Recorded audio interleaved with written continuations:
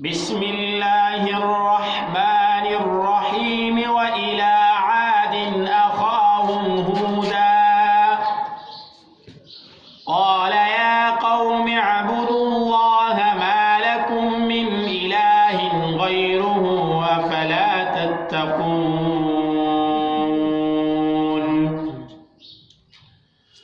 قال الملأ الذين كفروا من قومه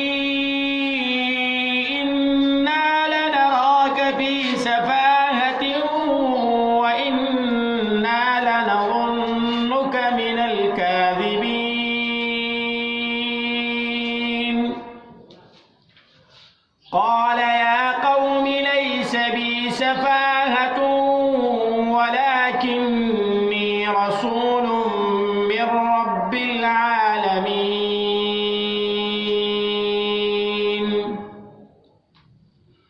أبلغكم رسالات ربي وأنا لكم ناصح أمين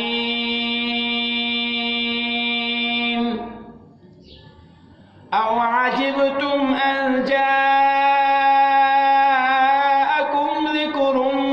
من ربكم على رجل منكم لينذركم واذكروا إذ جعلكم خلفاء من بعد قوم نوح وزادكم في الخلق بسطة فاذكروا آلاء الله لعلكم تفلحون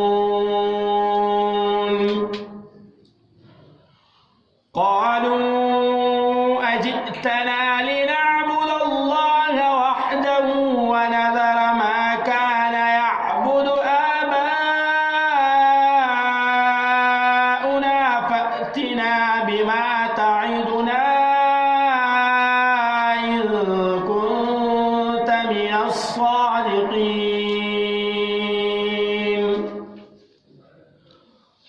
قال قد وقع عليكم من ربكم رجس وغضب أتجادلونني في أسماء سميتموها أنتم وآباؤكم ما نزل الله بها من سلطان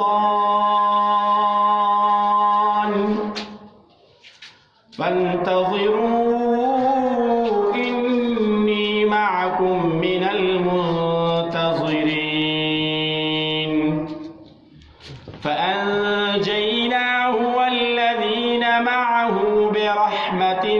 منا وقطعنا دابر الذين كذبوا بآياتنا وما كانوا مؤمنين